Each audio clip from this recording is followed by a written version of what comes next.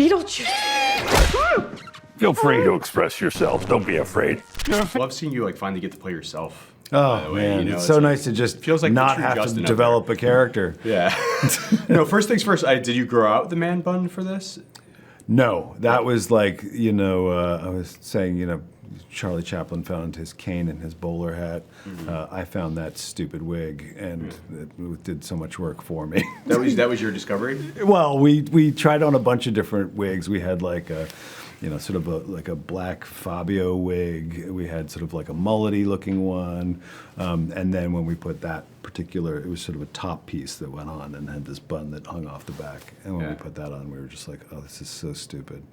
And it made us laugh. I feel like you probably had some direct inspirations for this guy. Was there anybody you molded him after? Kind of. It sounds a little mean, but like when my mom would bring back like a boyfriend or something, like that was like sort of like that was what I was keying off of.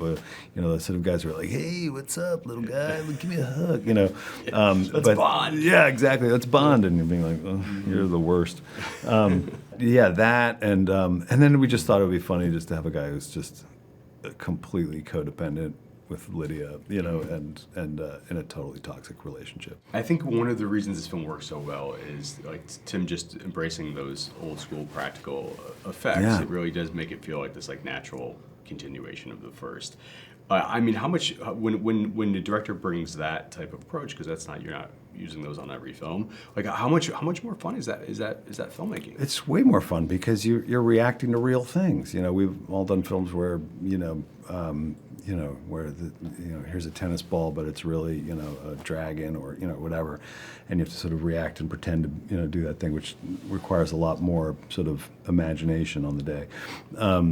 But having a practical effect is brilliant. It somehow feels more like you're making like a college film or a student film or something that's just you and your friends, getting together to do a play in the living room, and that aspect of it was really fun, and it also weirdly feels very like old school filmmaking.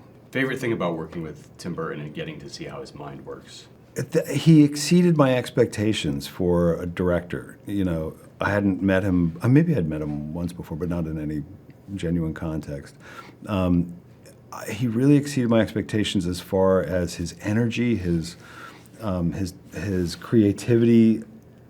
It's an incredible thing when you can see a director have such a direct pipeline from his brain to the sets to the finished product. That's what you sort of want in a director.